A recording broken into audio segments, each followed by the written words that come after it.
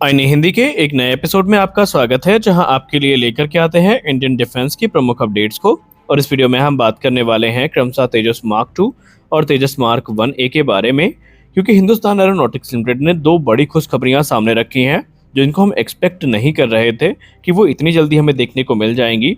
लेकिन हमने पहले भी कहा कि इस समय Hindustan aeronautics limited full form में है और वो कुछ भी कर सकती है अपने जो डोमेस्टिक एयरक्राफ्ट डेवलपमेंट प्रोग्राम है इनको फास्ट ट्रैक करने के लिए। पहली खुशखबरी है तेजस मार्क 2 को लेकर के। एक तरफ जहां हम सब जानते हैं कि अब जो फाइनल असेंबली वर्क है इसकी शुरुआत हो चुकी है, और कहीं ना कहीं कुछ सोर्सेस के द्वारा ये भी क्लेम किया जा रहा है कि जो हम समय एक्सपेक्ट कर रहे हैं इनके डिलीवरी का, उससे पहले ये डिलीवरी पूरी की जा सकेंगी। तो वहीं अब हिंदुस्तान एरोनॉटिक्स लिमिटेड ने इसी क्षेत्र में कुछ महत्वपूर्ण निर्णय लिए हैं, जहां पर हिंदुस्तान एरोनॉटिक्स लिमिटेड ने तेजस मार्क 2 के लिए जो इंडिजिनस रिफ्यूलिंग प्रोब है इसको डेवलप करने का फैसला किया है। और ये फैसला सिर्फ इस समय कागजों पर नहीं है, बल्कि जो प्रैक्टिकल कार्यवाही है ये शुरू कर दी गई है। हिंदुस्तान एरोनॉटिक्स लिमिटेड इस समय जो प्राइवेट फर्म्स हैं इनके साथ मिल करके तेजस मार्क 2 प्रोग्राम के लिए एक रिट्रैक्टेबल रिफ्यूलिंग प्रोब विकसित करने वाली है, जिससे कि in flight refuelling capability Tejas mark 2 की काफी ज्यादा बढ़ जाएगी। और इस समय अगर हम मौजूदा रिफ्यूलिंग प्रोब की बात करें तो तेजस मार्क 1A में जो रिफ्यूलिंग प्रोब इस्तेमाल किया जाता है वो फिक्स्ड है, यानी fixed in flight refuelling probe का इस्तेमाल होता है, जो कि ब्रिटेन की कंपनी कोबम लिमिटेड के द्वारा सप्लाई किया जाता है।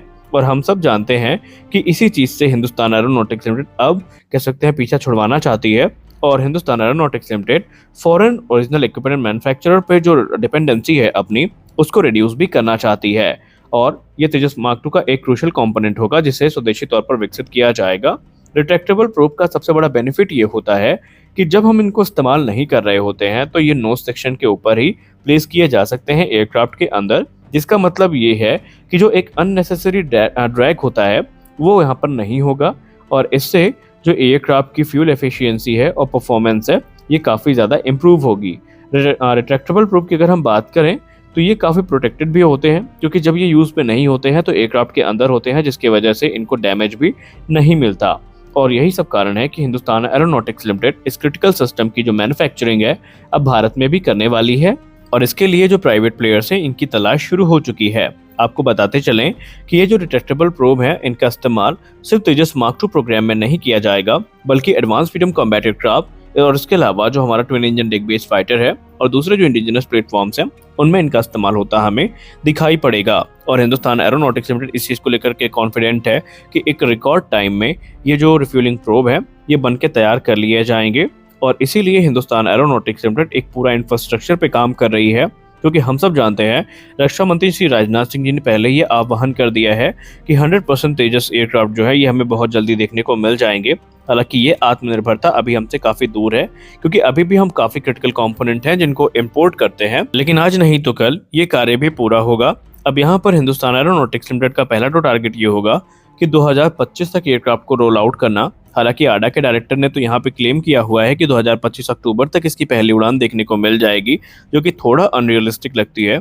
हम ये नहीं कहते कि ये असंभव है, क्योंकि असंभव जैसा कुछ भी नहीं होता, लेकिन फिर भी अगर ऐसा हो जाता है तो बहुत अच्छी बात है। और 2026 में इसकी जो पहली उड़ान, अगर हम एक्चुअल टाइमलाइन की बात करें तो वो निर्धारित थी, लेकिन अगर 25 में हो जाती है तो इसका मतलब ये है कि 2028 तक इसके सभी ट्रायल्स पूरे कर लिए जाएंगे और 2028 से 29 के बीच में ये प्रोडक्शन में उतार दिया जाएगा। और तेजस मार्क 2 की संख्या की बात करें तो रिपोर्ट्स के हिसाब से नंबर्स तकरीबन 200 को पार करेंगे, और इंडियन एयरफोर्स के जो जैगुआर, मिराज और मिग जैसे एयरक्राफ्ट हैं इनको रिप्लेस करने में ये एक महत्वपूर्ण भूमिका निभाने वाला है। तेजस मार्क 2 के लिए कुछ इनिशियल टेंडर इशू किए गए थे और जो फंड्स हैं ये ऑलरेडी गवर्नमेंट के द्वारा दे दिए गए हैं, तो इंतजार है कि कब ये हमें देखने को मिलते हैं। अब अगर हम दूसरी बड़ी अपडेट की बात करें तो ये आ रही है तेजस मार्क 1A प्रोग्राम को लेकर के। तेजस मार्क 1A की पहली उड़ान के बाद से जो उत्सुकता है इस एयरक्राफ्ट को लेकर के वो ऑलरेडी चरम पर है, और इस समय जितने भी डिफेंस एंथुजियास्ट हैं वो यही चाहते हैं कि अधिक से अधिक संख्या में ये एयरक्राफ्ट भारतीय वायुसेना को मिले। पहले वर्ष 2021 में 83 तेजस मार्क 1A की जेट्स की जो डील है इसको साइन किया गया था, और उसमें से जो पहला एयरक्राफ्ट है इसने अपनी पहली उड़ान को भर लिया है और अब ये डिलीवरी के लिए तैयार है। लेकिन इसी बीच जो हमारे deputy chief of air staff हैं air marshal Ashutosh Dikshit sir और इसके अलावा सीबी अनंत कृष्णन सर जो कि एचएएल के चेयरमैन हैं, दोनों का एक संयुक्त स्टेटमेंट है और इसमें ये बताया जा रहा है कि जो एयरक्राफ्ट है इसकी जो डिलीवरी है ये 2028 से 29 तक पूरी कर ली जाएगी। या यूँ कह लें, एचएएल चेयरमैन ने तो यहाँ तक क्लेम किया है कि अगर सब कुछ सही रहा तो उनका अनुमान है कि 2027 से 28 तक जो डिलीवरी है 83 तेजस जेट्स की ये पूरी कर ली जाएगी। और अभी हाल ही में आप सबको पता है कि जो टेंडर इशू किया गया है एचएएल को, उसमें 97 एडिशनल जेट्स की खरीद की बात की गई है, जो कि भारतीय वायुसेना की ताकत को काफ़ी ज़्यादा बढ़ाएंगे।